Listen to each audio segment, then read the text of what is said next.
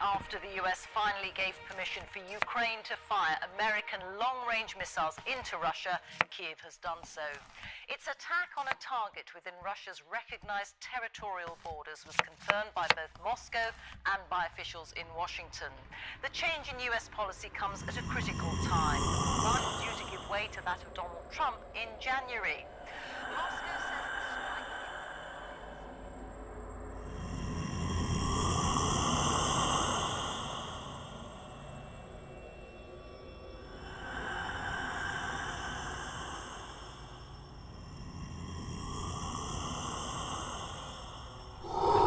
That Ukraine had fired 6 American ATACMS missiles into Luhansk region, though no reports of casualties. ATACMS The response from Russia's foreign minister, по Брянской Sergei Lavrov, said the missile attack was a signal that the West